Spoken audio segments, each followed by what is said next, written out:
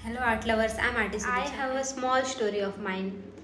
तो मेरे पास एक पेंसिल है शार्प की हुई, और मैं पहले कुछ टाइम पहले इसको बहुत ही खुशी तरीके से शार्प करती थी।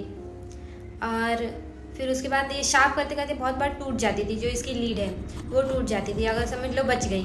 तो जब मैं स्केच कर रही हूँ, कुछ 4-5 स्केचेस किए या ज़्यादा ड्राइंग कर ली, तो ये ड्रॉ करते करते थोड़ा जो जब हम लोग एक पावरफुल लाइन क्रिएट करते हैं, जब एक स्ट्रोक बनाते हैं, तो उसमें ये इसकी लीड टूट जाती थी। तो कुछ टाइम बाद फिर मुझे पता चला कि दिस इज़ अ रॉन्ग। जिस तरीके से मैं इसको शार्प करी थी वो एक गलत तरीका था, and this is a right one. तो इसमें डिफरेंस ये है कि जो ये पेंसिल है, ये ब्लू वाली, इसकी लीड मैंने इसको शार्प किया बट इसको सपोर्ट कहीं से नहीं मिल रहा है। जो ये वाली पेंसिल है, इसको लीड हमारी जितनी बड़ी है उतना ही उसका सपोर्ट भी होना चाहिए।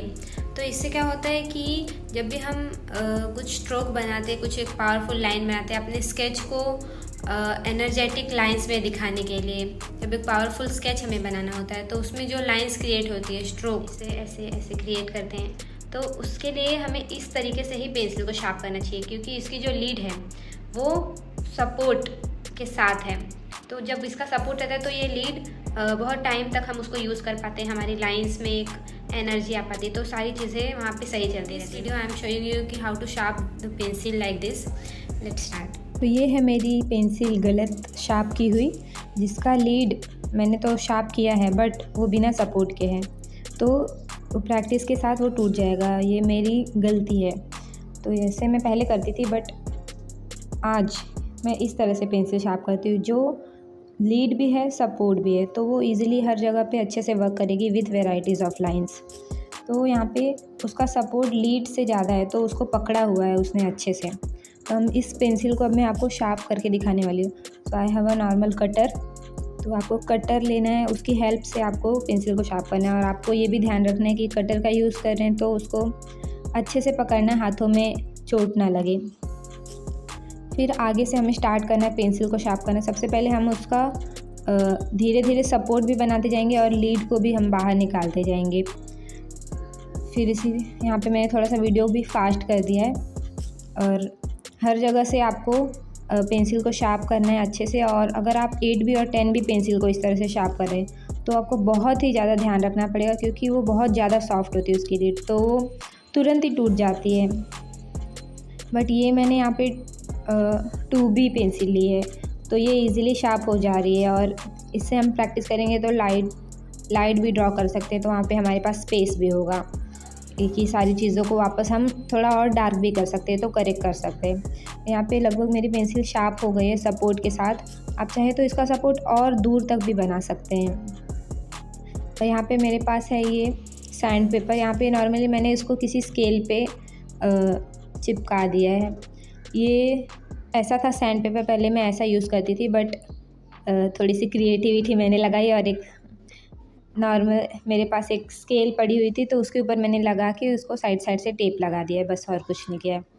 तो इसको यूज़ करना बहुत ज़्यादा सिंपल हो जाता है मेरे लिए, तो थोड़ी सी क्रिएटिविटी लगाई। और यहाँ पे ये बहुत दिनों से मैं इसको यूज़ कर रही हूँ, बहुत अच्छे से वर्क करता है। तो अब सैंड पेपर पे हमें पेंसिल की लीड को अब शार्प करना है। हमने लीड बाहर निकाली और पेंसिल को हर तरफ से घुमाते हुए शार्प करना है, ताकि चारों तरफ से हमारी लीड जो है वो अच्छे से शार्प हो जाए। सिर्फ एक तरफ से शार्प करेंगे तो वो फ्लैट रह जाएगी, बट हमें हर जगह से शार्प करना है। यहाँ पे थोड़ी सी और मुझे शार्प करनी है पेंसिल को, थोड़ा नीचे से भी शार्प कर लेते हैं, ताकि हमें अच्छे से पूरा ऊपर से नीचे तक हर तरफ से अच्छे से हमारी लीड जो है वो शार्प हो जाए। अब मैं आपको दिखाऊंगी कि इस पेंसिल को हमने इस तरह से अब शार्प किया। इसे आप जो ये एरिया थोड़ा सा ब्लैक हो गया उसे आप क्लियर कर सकते हैं आगे से थोड़ा सा और शार्प करके, बट ये ध्यान रहे कि लीड पे उसका कटर ना जाए।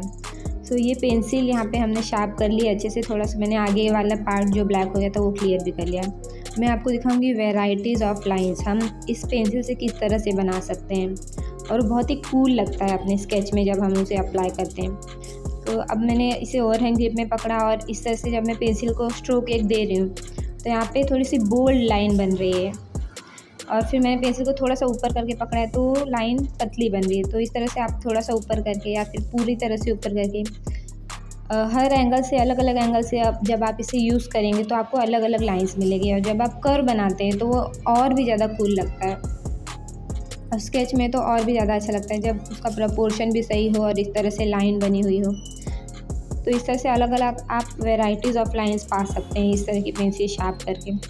और ओवन हैंड ग्रिप में यूज़ करने से और भी ज़्यादा हेल्प होती है, वार्म अप भी बहुत अच्छे से होता है। अगर आप चाहते हैं कि मैं ओवन हैंड ग्रिप के ऊपर भी एक वीडियो बनाऊँ तो आप कमेंट में ज़रूर बताइए, और उसके ऊपर भी वीडियो एक हम बनाएंगे, वो भी बहुत ज़्यादा इम्पॉर्टेंट टॉपिक है। Right LLP in the comments.